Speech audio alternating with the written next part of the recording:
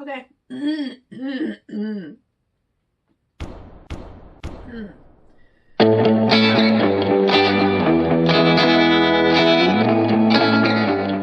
hello, friends. It's been a while since I presented to you or made one of these videos, so it's about time. I'm thinking of changing things a little bit, and I'll still sort of record this journey while I'm doing it, but I'm also going to supplement that with maybe some like demonstration videos or something where I'm actually trying to art in action, trying new things. One of the things I still need to do is to grout that mosaic vase, and I know at least one person wanted to know how I would do that, so I think I might do that on camera, make that a video, trying to art and just experimenting with things that I think will work. Another thing I did this week is I started to make a little stand for a fused glass piece. So that's kind of an interesting learning thing there that's not actually put together. Anyway, I might try that out so that when the sabbatical part is actually over, I'll have some videos to continue doing. Why, I'm not sure. I kind of like it, even though no one watches. You're not no one. I didn't mean that.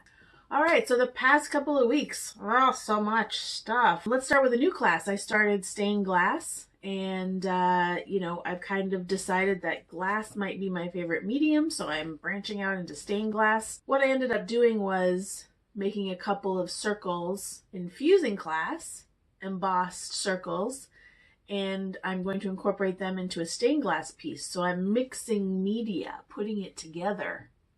I think it looks pretty good. I'm happy with it.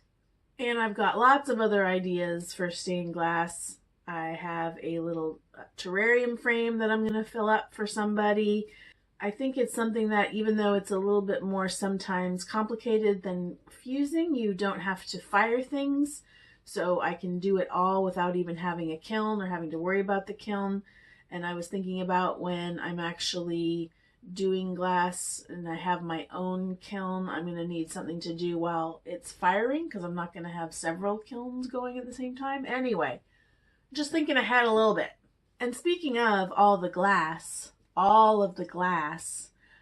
I found a lady on Craigslist. Actually, one of my fusing teachers turned me on to an ad on Craigslist of a lady retiring out of glass work, and I called her up. She had some fusible glass. She also had a shit ton of stained glass.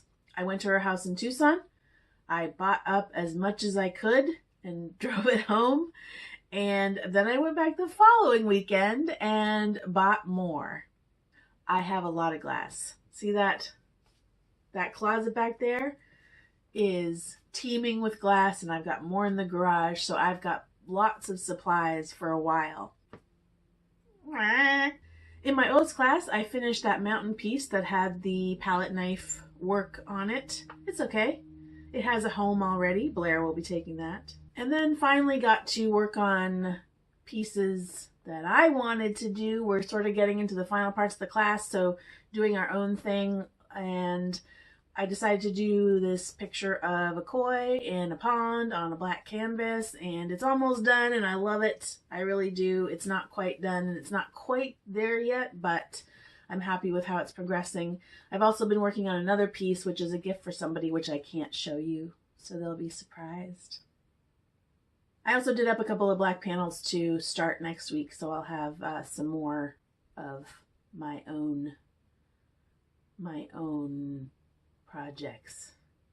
In colored pencil class, did a picture of some flowers and a butterfly on Duralar, which is like a semi-transparent matte surface which you can color on, and the technique is to do like the background on one side and then the foreground on the other side, so that the background looks a little far away or a little blurry. It gives it depth.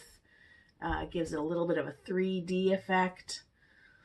It was okay. It wasn't my favorite thing to draw on because you can't do a lot of layers, and the wax starts to like really build up and bunch up and get mushy, and So it's okay.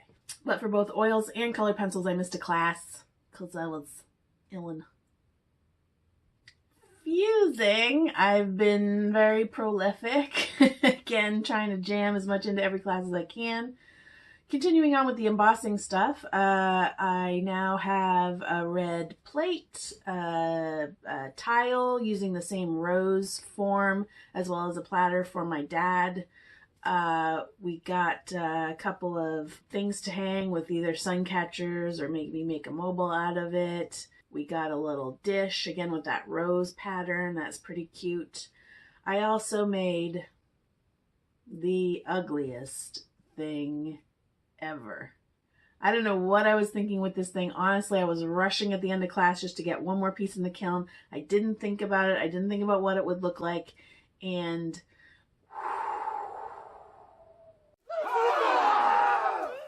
if anybody wants it, it's yours. Please take it away from me. Moving beyond the embossing a little bit, we did pocket vases. That's actually what the ugly thing was. But I did make a cool one that's all orange and turquoise, and I like that a lot.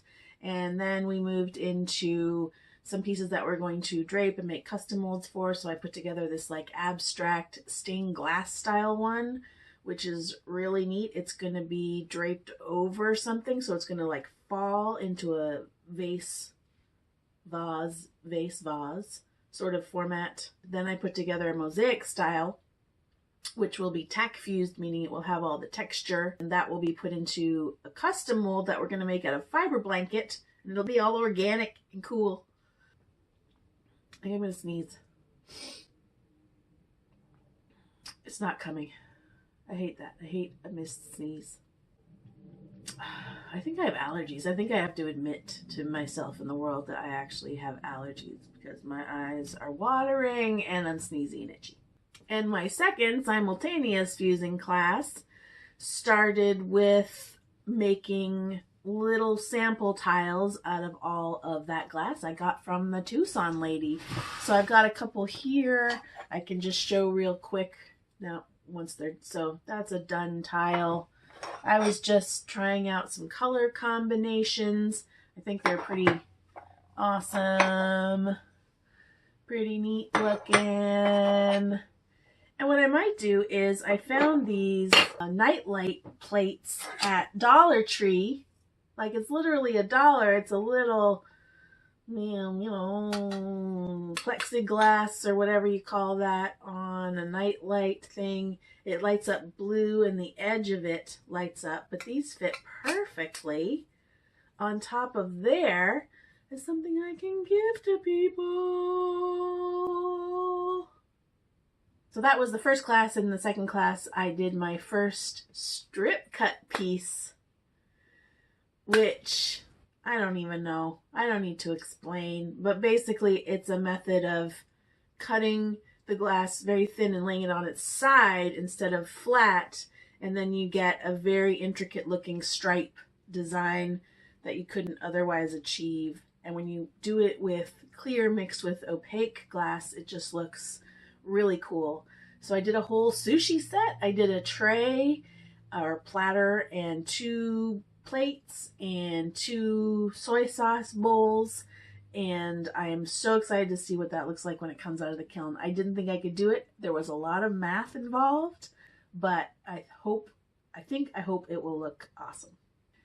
In watercolors, I've really only done one piece, I guess. It was the theme of light.